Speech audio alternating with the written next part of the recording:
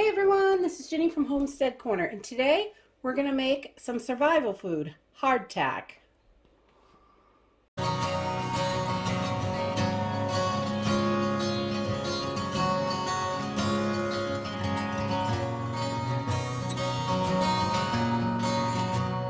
So today we're going to make a super simple and really, this is so easy, and only 3 ingredients. We're going to make some hardtack, and this stuff will last indefinitely. It is never going to go bad. So we're just going to need some water, some flour, and salt. That is it. Let's get started. So to start off with, I have just turned my oven on 375 degrees. I want to get that preheated while we're getting everything mixed up, because this really is super simple. So I'm just going to start with, I've got 3 cups of all-purpose flour. You just want all-purpose for this. You don't want self-rising flour for this, just all-purpose. So, and then I'm going to add 2 teaspoons of salt. And just whatever salt you use. I don't think that really matters. I made it with a few different kinds. And then this, and then a cup of water. And we're just going to pour that right in. And now we're going to mix. And you just want to mix this until you can't mix it anymore. It just all comes together and it just won't mix anymore. And there may be a little flour left in the bowl, and that's okay. It's only going to take so much of the flour. Might take it all, depends. Every day it seems to change its mind.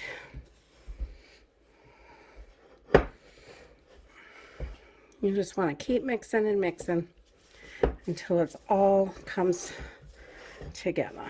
Today it looks like it's going to use all that flour. All right, so we've got this all mixed, and I'm going to move this to the cutting board. I'm just going to sprinkle the surface a little bit, not too much, but just a little bit. I don't want it to stick. So then we're going to grab our dough, and we're going to knead it a few times. You want to make sure your hands are super clean for this. And we're just going to take this and knead it. We want to get it all put together nicely. And if you need a little bit more flour, you can add it. It all depends.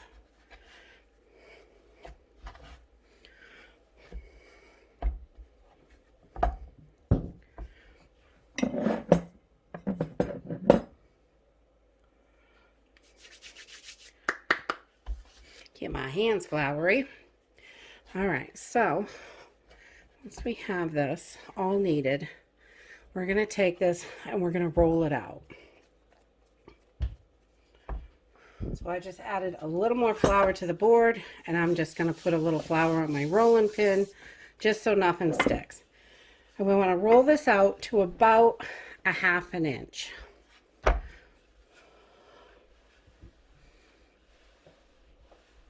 You don't want it too thick, and you don't want it too thin either.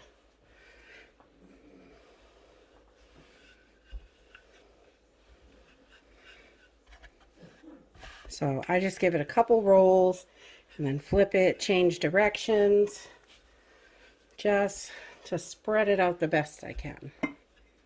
And there is nothing in here that's going to go bad. Now some people like to add a little flavoring, some herbs or spices or something, but you want to be careful adding anything to this because it can shorten the shelf life of it depending on what you put in. So I just make it plain, and this is not something that you want to sit down and snack on every day, honestly. It's hard like a rock when you get done, so it is going to, and it is super bone dry, and this is going to last and last and last forever. But back in the day, they used this on ships. They called it ship's biscuits. They also called it pilot bread, or hardtack. It's just a hardtack basically because this is rock hard when you get done. So I've got this down to a little smaller than 1/2 inch. And then I'm going to take my pizza cutter, this is the easiest way I found to do it, and just cut it into strips. And I do them about 3 inches wide or so. And then we can roll this piece out later. And you could just cut these into little squares. So you've got about 3-inch squares here. They're not necessarily perfect, but that's okay. You can use a biscuit cutter and make them round. You can do this any way you want to do it, really. It doesn't matter. And then once we have these all cut out, I'm going to take a skewer and I'm just going to put 9 little holes in it with the blunt end of the skewer, because if it's a fork, the holes aren't quite big enough.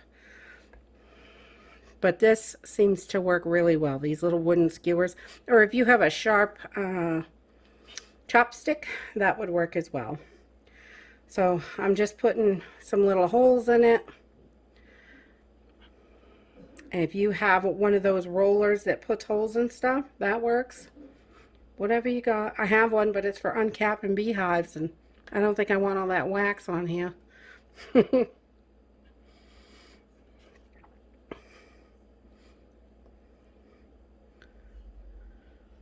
And your pattern does not have to be perfect. I get a little crazy sometimes and I'll just start stabbing it like crazy. Whatever. It really doesn't matter. You can make them pretty and beautiful, or you can make them wild and crazy. Whatever you like. Okay, once I've got them all cut out and my holes poked in them, I just transfer them to a baking sheet, and I'm going to put these in the oven at 375 degrees for about 30 minutes. Okay, so after about 30 minutes, your little crackers are going to look like this. And I am just going to flip these over. We want to just get them all flipped so we can get the other side nice and toasty. And we want to get these dried all the way through so they are rock hard, basically.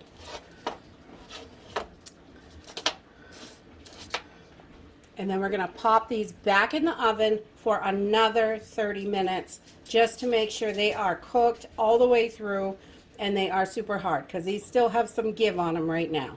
So 30 more minutes at 375.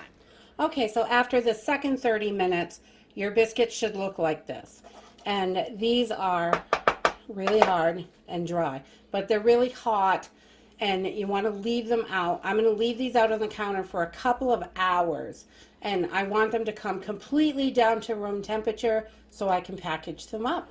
Okay, so once your biscuits have come back down to room temperature, I just throw them on top of the stove, let them sit for a couple hours, go do whatever I have to do.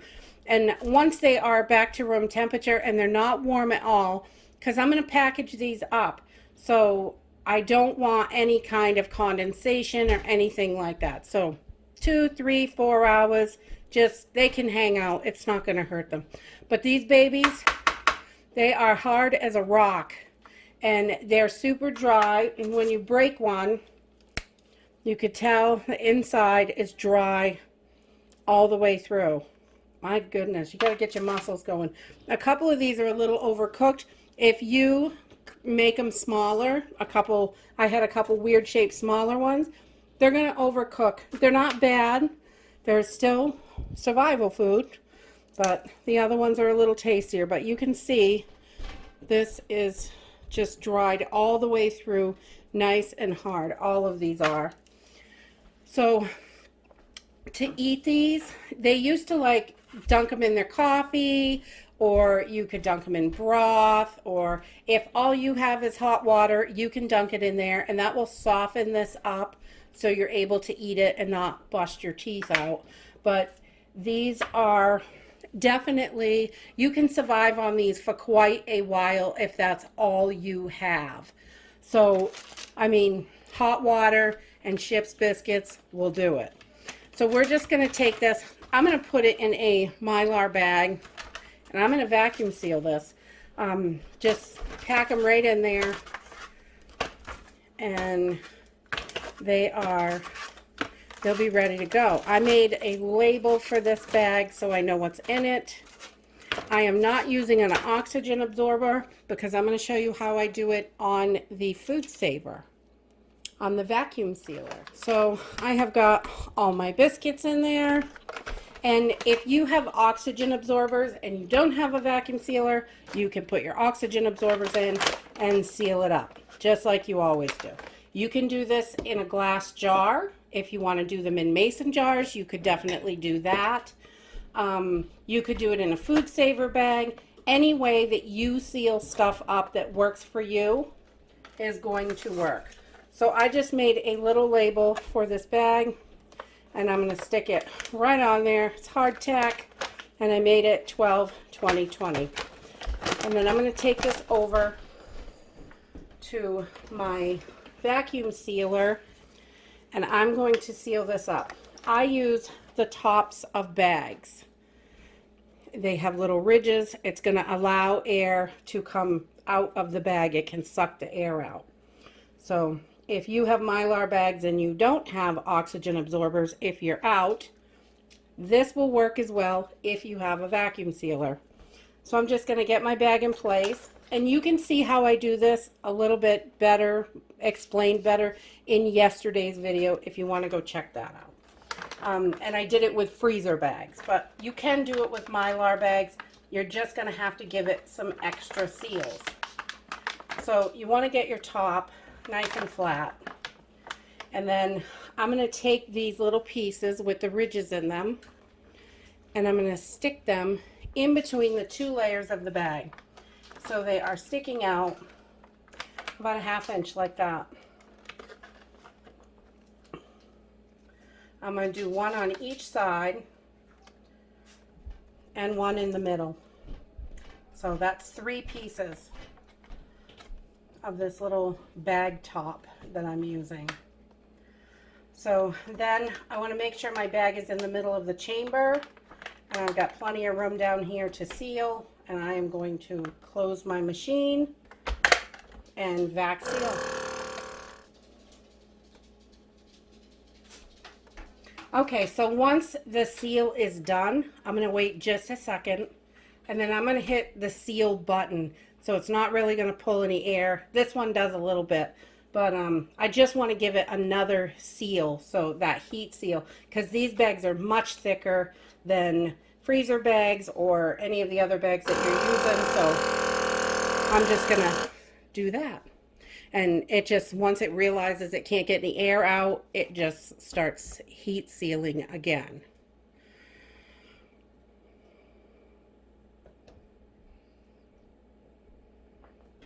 So once that is done, you can see you've got your heat strip here, and you just want to make sure you've got a really good seal. And you can see this has sucked all the air out of this bag. I still got my label on there. I'm going to cut these tabs, and just because these bags are so much thicker, I really want to make sure this is a good seal. So I'm going to cut this inside and take these little tabs out. So cut them right down as far as I can. It doesn't have to be perfect.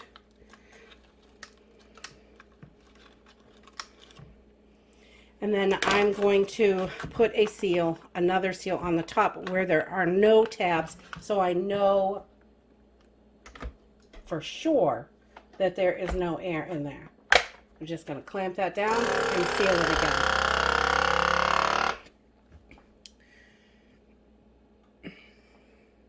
And that is it. It's really easy to do. This hardtack will last and last and last. They've got pieces in museums from like a couple hundred years ago that is still edible, and it is so dried out. There are no fats in it. It's just flour, salt, and water. This is going to last indefinitely, and in an emergency, this will get you through. This is great survival food to have on hand.